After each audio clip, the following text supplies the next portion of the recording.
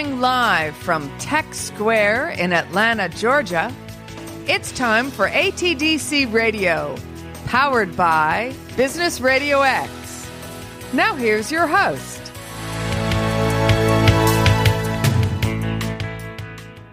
Welcome back to ATDC Radio. Stone Payton, Lee Cantor here with you this morning, broadcasting live from ATDC. Welcoming back to the Business Radio X microphone, co-founder with GATOREVIEWS, Mr. Steve Baxter. Good morning, sir. Good morning. How are you? We are doing great. Before we get too far into things, tell us about GATOREVIEWS. How are you serving folks? So GATOREVIEWS is a customer review application.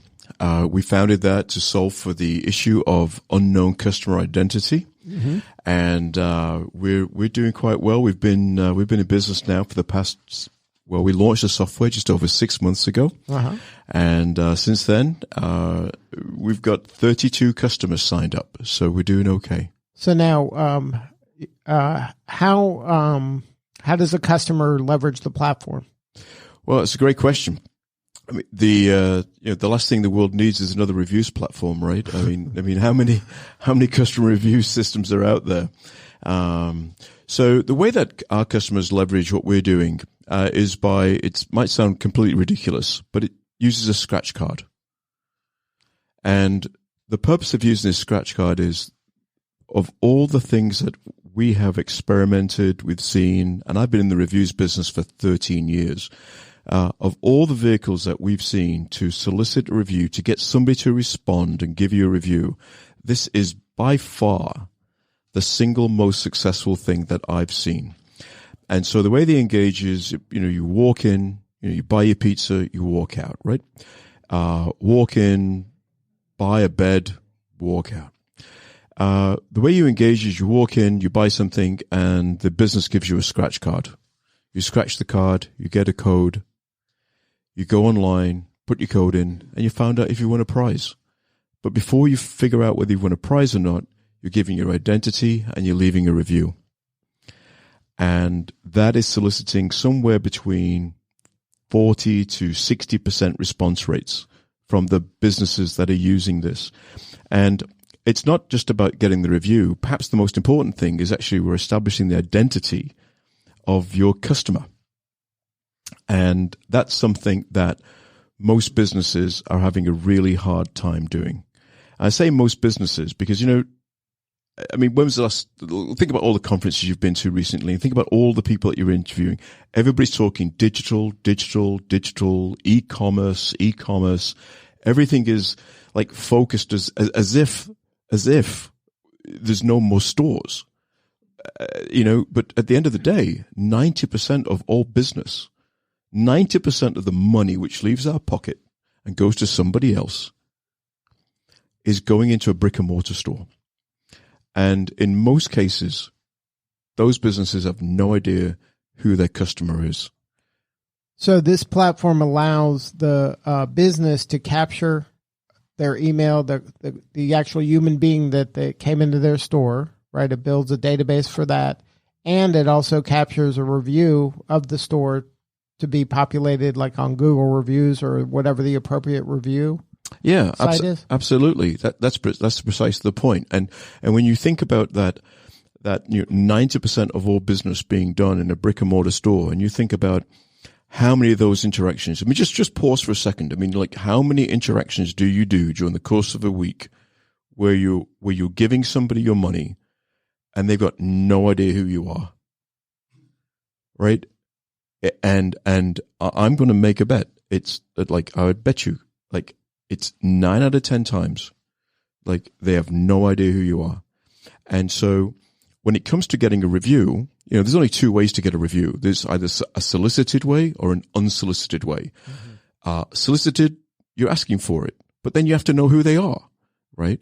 If it's unsolicited, that's where you don't know who they are, and you're relying really on the shopper, the buyer, to go out of their own volition to leave a review.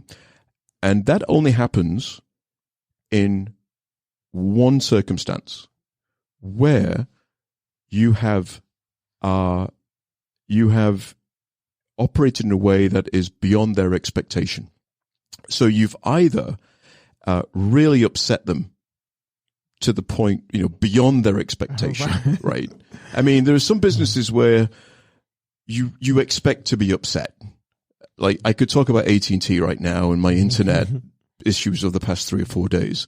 But I went into that knowing I'm most likely going to be disappointed, right? And so I'm not going to leave a review of the 1-star because they met your expectations. Because they're meeting my expectations spectacularly right now, right? Or you have exceeded the expectations, and to the point where you can believe it. But the average of a 1-star and a 5-star is still 3 stars, and 3 stars still sucks, right? And so all of these unsolicited review engines, Yelp, TripAdvisor, Trustpilot, you can go through the list. Generally speaking, they're only attracting a couple of % of your overall customer base. The other 98% who remain silent are generally really happy with you, but they're silent and you have no idea who they are. And that's the problem we solve for. So now, is there kind of niches that are the best fit for this service? Like, is it, the pizza place is better than the grocery store, or any place that has brick or mortar is the appropriate user of this service? I'd say any brick and mortar is ideal, but there are obviously there are sectors where we're sort of spending our time going out there and selling to. There's definitely there's for sure a different value proposition, right? I mean, if you're selling a pizza, for $15, that's not quite the same as selling a sofa for $4,000, right? Or a dental practice or something like that. Yeah. So when it comes to our target market, we are going after brands. We're going heavily into the franchise area. We're going heavily into the furniture industry. So franchisors typically, yes. Mm-hmm. And then deploy into the franchisee locations. Right. So you're giving them a review strategy for the franchisor to kind of deploy to their individual franchisees? We give them strategy and also consistency. Mm-hmm. If we look at franchising as a whole, franchising generally works. I mean, if you've got a franchisor with 1,000 units, it's hard to argue that it's not working, right? Right. Where it stops working for an individual franchisee is when they go outside of the box. Okay. And so anything that you can do to help a franchisee sort of stay in that box and also give a system to a franchisor which helps that franchisee is great. And so having a review strategy that is consistent across the entire brand is really important. We don't only collect reviews, by the way. We put a whole review strategy in place. And one of the biggest components of that is replying to reviews. And that's something that most businesses have a really hard time with. They just don't do it. And it's really important to do it. They don't have time to do it sometimes, and it's really important to find the time. And when they do it, often it's completely inconsistent. And so what we've done to resolve for that is we've written an artificial intelligence response engine. And so we can actually collect thousands of reviews and respond to those almost instantaneously, better than a human being can respond, mm-hmm. and with complete consistency across the entire franchise brand. So now how does it work if I were to deploy this? Now, I work with you and you help kind of build a strategy that's appropriate for my business. And then you put in place, so is this kind of a set it and forget it thing, or how involved do I have to be once I deploy this? One of the reasons why we're selling as many systems as we are right now is because IT doesn't have to be involved. In almost any other case where you have to reach out to your customers or try and find their identity with their email address or mm-hmm. whatever it might be, right? You're hooking into the CRM systems to extract customer data. Usually there's IT involved, right? There's usually a bunch of integration involved. We don't need any of that. So we can have somebody up and running within about 15 minutes, in terms of the back office, in terms of, all the consistency, the look and feel. We could have you collecting reviews that quickly. Now, that doesn't mean say we can do scratch cards and print those off in 15 minutes. Of course we can't, but we design those, we get them printed, and we get them in your hands.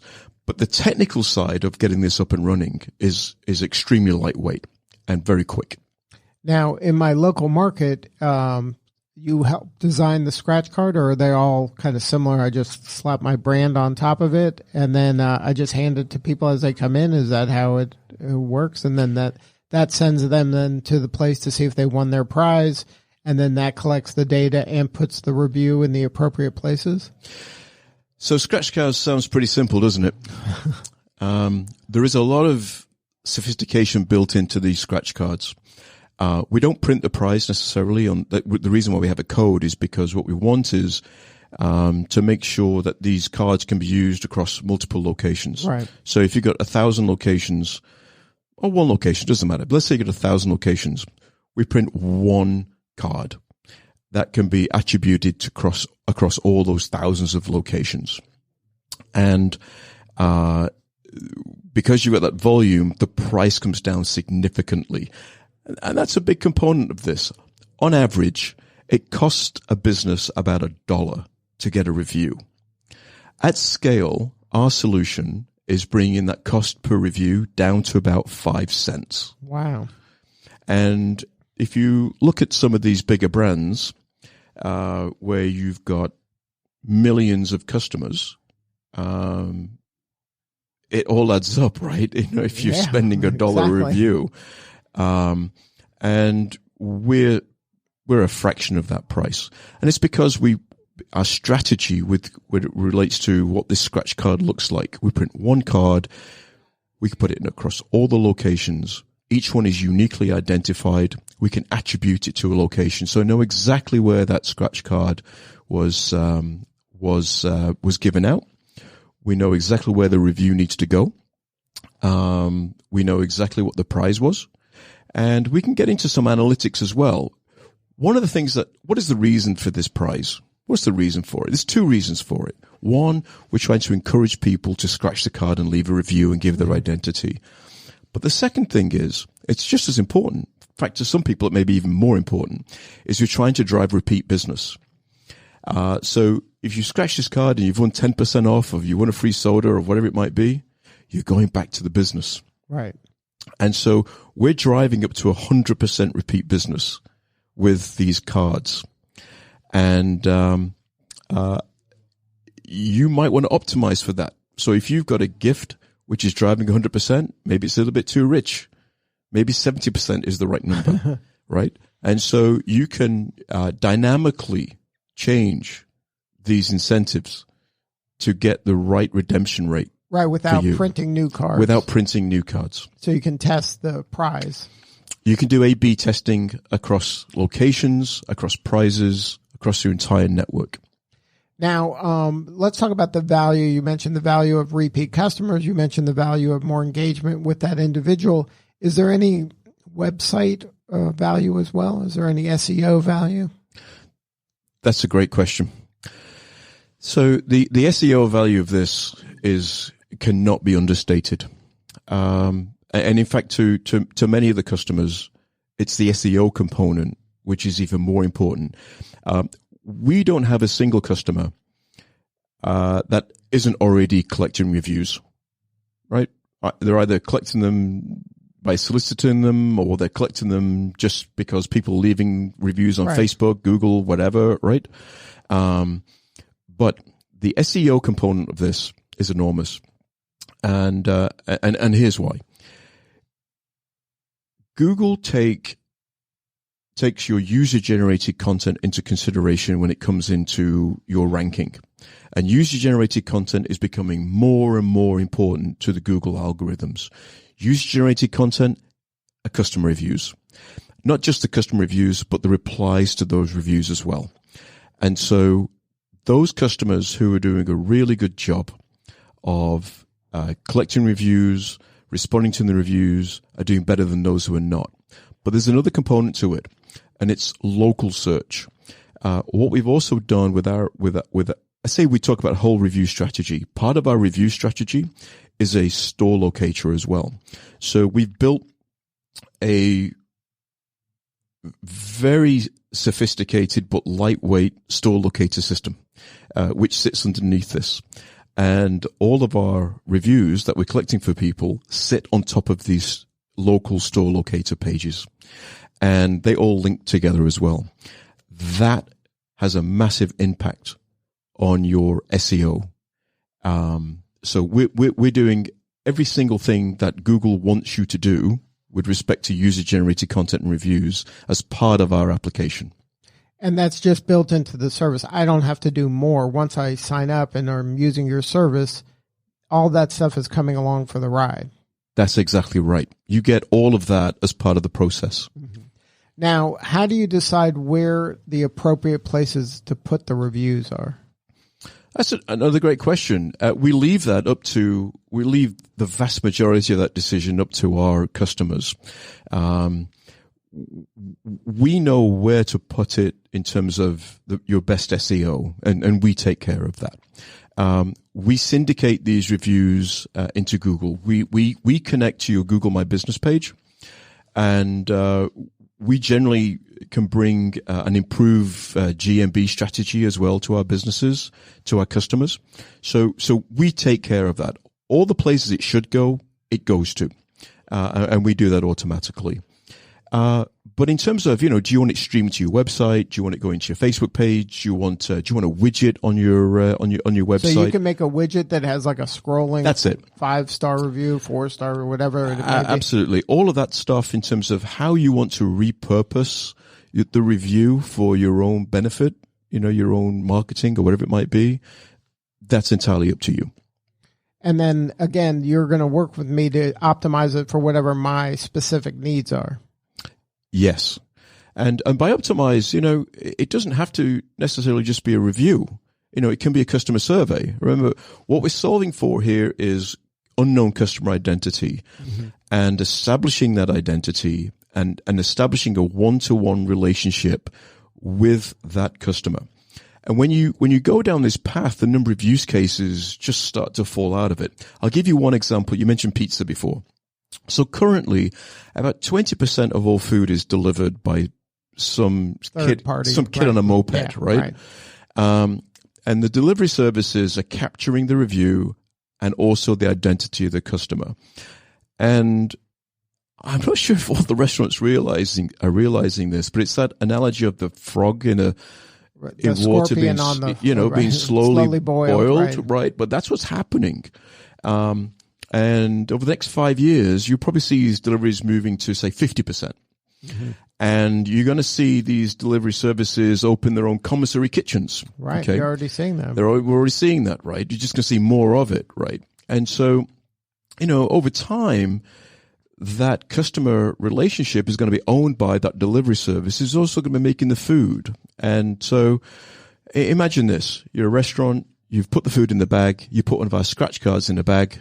The bag gets delivered, customer gets a scratch card, scratches it. You've now connected that customer to you rather than the delivery service. So we've disintermediated that. Because the delivery service is doing customer research of, I think there should be another hamburger place because this guy's getting a lot of hamburger orders. Maybe I should build a ghost kitchen hamburger place. That's exactly what's happening. On the back of their own customer. That's exactly what's happening, right? And look, nobody can deny. People want to have food delivered and Netflix and chill and do all of that, and that makes perfect sense. But at the same time, those customers also want to have a personal relationship with the place where the food is coming from, right? And so we're just helping that. So that's just this one use case, and another use case is furniture mentioned before. 70% of people who walk into a furniture store don't buy, but almost 100% of them are walking in with the intention to purchase furniture. I mean, they're not there by accident. Right, they're not just walking. And back to the SEO question you asked me before, most of these journeys are starting online. And so what we're doing essentially is we're connecting the online world with the offline world and the offline world back to the online world again. And so take that furniture shopper. They're looking online for a brown sofa. They're finding retailers who are selling these brown sofas, right? Today, the average furniture shopper is going to 2.5 stores. They used to go to 10 a few years ago. So you have to make sure you're one of the two that they're going to. And how are you going to do that? Well, that's your SEO strategy, right? And that's your reviews and everything else which is coming to it. But what's happening is when they go to one of those 2 stores, 70% of the time, they're not buying. And so before they walk out, why don't you give them one of our cards? And when you give them one of our cards, you give them the incentive to come back. Maybe next time you come back, you win the house of your dreams, the furniture you're looking at, 10% off, whatever it might be. But ask them some questions around why didn't you buy today, and getting some insight into that. But just as importantly, you're establishing who that person is. And then that goes into your CRM system, and we're generating leads. So we're a lead generation system, not just a review system. When it comes to just identifying who that person is walking in, and then deciding what to do with it, like I said, the number of use cases just start to just fall out. Now, can one of the elements also be subscribed to our newsletter or some sort of a way to stay in constant communication? Absolutely. And so I'll give you one example of that. It's not quite a newsletter, but Great Clips, for example, the haircutters. Okay. They know that the first time that you walk into a Great Clips, you will not have their app, more than likely, right? But they do know this. If you download their app, and it's a great app, by the way, you can do online check-in. You can see the wait times that all the Great Clips are around you. If you download the app, the chance of you coming back again and being a repeat customer increases exponentially. Mm-hmm. So when you walk into Great Clips for the first time, you'll get one of our cards. On the back of that card, it gives you all the instruction about how to download the app. And we've also now found out who you are. Okay. So from that point forward, it's encouragement now to download the app. Even if you never scratch another one of our cards again, from a business outcome, from what they're looking to solve, job done, right? And so whether it's ongoing participation with an app, ongoing newsletters, whatever it might be, that is a big component of what we're doing. But it can only be done if you know who to send it to, and that's what we're solving for. So now, a company out there, you mentioned food, you mentioned franchisors, you mentioned furniture. Are there any other kind of sweet spots for you? Because I would think like dental, medical, there's some use cases there. I would think that you need those. That's a high ticket item. You want to have engagement. You want to be kind of top of mind. Medical, right? Medical brings in all kinds of HIPAA stuff. Oh, so we're sort of avoiding that. But other use cases, stadiums, tourist boards, you go to a Hawks game, you go to an Atlanta United game, you go to a Falcons game. Like, do they really know who you are? Right. They have no idea. There's 70,000 people walking in, there's 70,000 people walking out. Now, of course, you got your season ticket holders, etc. We understand that. But when you think about these massive events that take place, whether it's conferences, whether it's so trade shows, conferences, that's all there. It's really difficult for people to establish identity. Now, if somebody wants to learn more, what's the best way to get a hold of you? It's pretty straightforward. Our website is GATOREVIEWS.com. There's one R in the middle, GATOR. Reviews, and I'm Steve at GATOREVIEWS.com. Good stuff. Thank you so much for sharing your story today. Thank you. Pleasure. All right. This is Lee Cantor for Stone Payton. We will see you all next time on ATDC Radio.